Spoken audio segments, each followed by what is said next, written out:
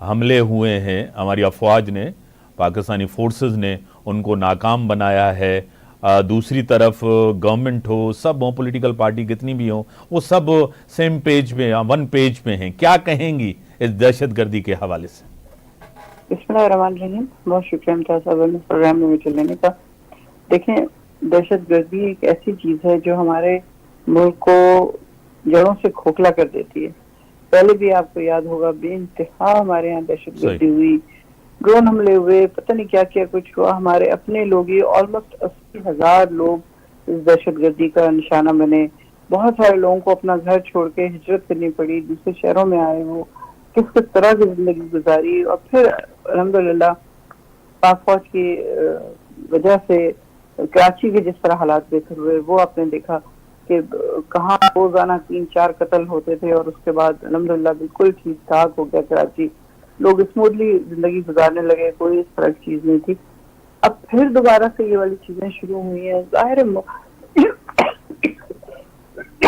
जो मुल्क विश्व हैं वो तो जिसे कहते हैं ना, ताक में रहते हैं सही। कि कोई चीज ऐसी हो और हम इसके ऊपर हमलावर हो। अब वो लोग जो बैठे इंतजार कर रहे थे, क्योंकि आपको याद होगा 3-3.5 साल की जो हमारी हुकूमत थी, उसमें बिल्कुल कोई धमाके, कोई ड्रोन हमले, कोई इस तरह की चीज नहीं हुई। क्योंकि खान साहब का एक मेन मिशन था कि मैंने अपने लोगों को ना मरवाना है, ना उनको किसी मुश्किल में डालना है।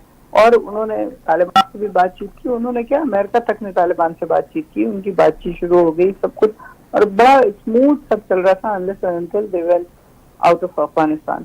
अब वो तालिबान जो के बातचीत कर रहे थे, ये सारा कुछ हो रहा था कि इत्तेहाद से रहेंगे मुसलमान, जाहिर है सारे मुसलमान हैं, मुसलमानों को नहीं मार रहे होंगे, लेकिन उनके बीच में शायद कुछ तो ऐसी भेड़ें होंगी ना, काली भेड़ें, जिन्हें जो मौके की तलाश में रहती होंगी कि कोई भी मुल्क कमजोर हो तो हम उसके ऊपर हमलावर हों।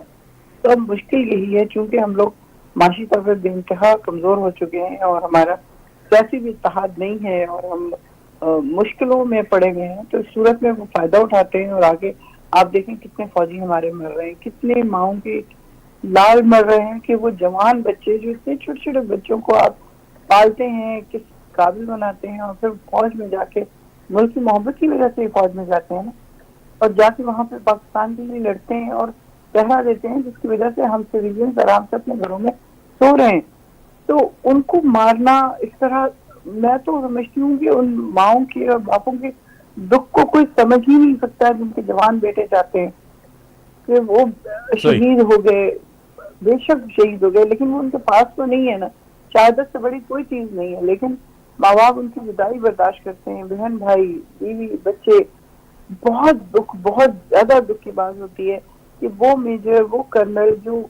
This time check is brought to you bye.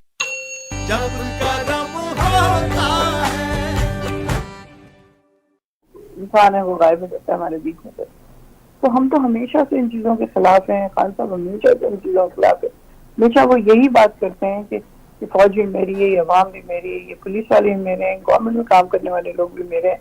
तो बस इंशाल्लाह अल्लाह बेहतर करे, हालात हमारे थोड़े से बेहतर हो जाएं, किसी तरह फाइनेंशियली हालात बेहतर हों, सियासी तौर पर बेहतर हों, तो फिर किसी दुश्मन की और किसी तकलीफकार की हिम्मत नहीं होगी कि पाकिस्तान में आके इस तरह का कोई काम करे। अभी हमारी फौज लड़ रही है उनके खिलाफ, अपनी जानें दे रही है। तो इंशाल्लाह हम लोग काबू पा लेंगे इनके ऊपर, और अल्लाह चाहेगा तो पाकिस्तान सेफ हो जाएगा और